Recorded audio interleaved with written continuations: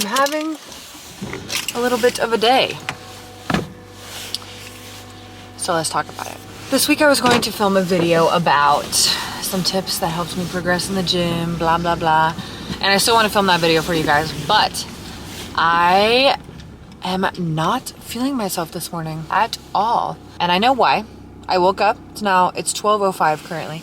I woke up around 8, which is fine. I think sleeping in is good, especially my period's supposed to start tomorrow. So always need a little extra rest around that time. But I woke up and have done nothing except for look at screens and be home and haven't talked to a single person, which is obviously terrible for you. I did go on a morning walk and I did make a healthy breakfast, like I said, but that can only go so far. And I did the morning walk on a treadmill because it's frigid outdoors. Or frigid to me, we're in Austin, Texas. It's like 36 degrees, but that's frigid for Austin, Texas. Yeah, so I was on a treadmill, so we weren't getting any being outside endorphins.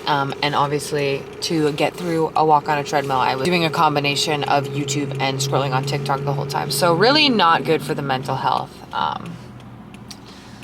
And I just wanted to talk about this because I think a lot of the internet, when it comes to how you're feeling and how that's portrayed, it's two different ways. One, everything is perfect, highlight reel, this is how great my life is, whatever. Obviously not helpful. Two, talking about how terrible everything is and how, yeah, there's just no saving it and we're super depressed and super anxious and it's just the way it is and we're not gonna do anything about it. So, this morning, like I said, was doing things that were not good for my mental health. They're not gonna make me feel good. And so it's 12:08, 4 hours into the day. Feels frustrating that I don't feel good for my morning because that's one of my favorite parts of the day, but we're gonna get up and get out and do something.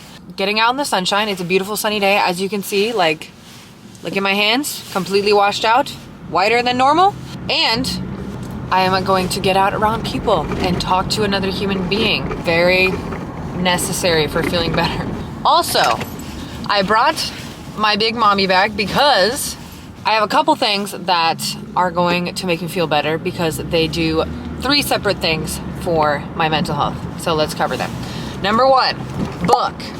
Love this book. This is Sarah J. Maas, whatever, I don't know how to say it. It's her first series, A Court of Thorns and Roses. I'm on the 2nd book right now.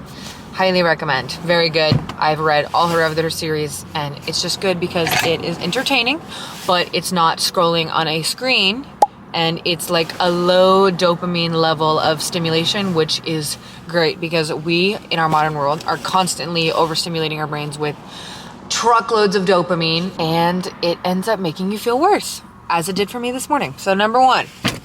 Number 2. Okay, this is actually a journal my friend Catherine got me for my birthday, which was so sweet. I have not filled it out at all. She actually got it for me as a content planning journal, which again, so sweet, so thoughtful. I love it. It's completely blank. I'm actually gonna use it today to do just a little bit of bullet journaling with my thoughts and just like going over, the things that I feel, why I think I feel those ways, just healthy sitting in your feelings and journaling them out and just, trying to get that out in a healthy way. Now, number 3, planner. A planner, specifically a paper planner, I think is a highly underrated mental health tool. When I am feeling super overwhelmed, when I am feeling like I've been unproductive, when I am feeling like I am not doing enough or I am not enough or whatever, I will pull out a planner and start just writing out my week. It seems like super insignificant, but not only does it give me things to look forward to, because I'm like, I can physically see like 5 days from now, I'm going to be doing this with my friends, or tomorrow I have a date night with my boyfriend who I love. It gives me things to look forward to and tangibly write them down so that I know that I have them to look forward to. 2, can help me create goals. So I'm like, okay, today my plan is to film a video, or tomorrow I'm going to edit said video. It just, I think, is such a great way to bring agency into your life in a tangible way, because a lot of times now that we have phones, we'll just have our Google Calendar or whatever, but a written planner, not only does it help me keep promises to myself because I write it down, I'm like, okay, I'm gonna do that, but also 2, just try it. I highly, highly, highly recommend. Those are the 3 things I brought in my big mommy bag today. And I'm going to write out my feelings. I'm going to plan out my week. And I'm going to read some slightly smutty fantasy novel. If you guys know, you know. It's a great book. I recommend. Anyway, I'll see you guys at the coffee shop.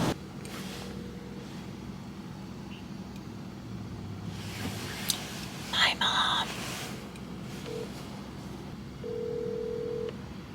Your call has been forwarded to voicemail. The person you're trying to reach is not available. At the tone, please record your message. So I'm not really sure how, but all the footage from here unfortunately got corrupted and had no audio. So let's do a little voiceover. I think in the self-help / wellness space, there's a lot of different information and experiences, and especially if you're someone who's feeling lost, it can be really easy to get caught up in what works for other people and struggle to find that for yourself. For me, journaling really wasn't cathartic at all for a long time, and I had to find my own way of doing it that felt like it actually helped me organize my thoughts instead of just stewing in them and perpetuating negative thought cycles. For you, it may be a lifesaver, or for you, it may not work at all, and that, I think, is the crux of the human experience. With trial and error and time, finding how to be there for yourself and how to support yourself. It's a skill, and as a young person, it can be extremely frustrating. Going through that trial and error and not feeling like you have it all figured out is something that's very hard for me. The most important thing, however, even though it sounds super cliche, is just to show up and just to try. And to continue to try and to continue to show up, and little by little, we do get there, but it is only in the persistence that we do. I stopped and took the time before my haircut appointment to get myself a healthy midday snack with a little bit of protein, a little bit of micronutrients, because I knew that I wouldn't be home for a while and I needed a little bit of fuel. For me, taking care of myself nutritionally is a way that I show myself that I care about myself and that I'm showing up for myself even on bad days. And this is actually the next day. I wasn't too happy with how my haircut turned out, which definitely didn't help the day, but nonetheless, I continued to be there for myself. I started my day here with a yogurt bowl full of some protein and probiotics and some berries. And then I made sure to take the time after work to get out in the sunshine, since we're not getting much of that in the winter, and to read.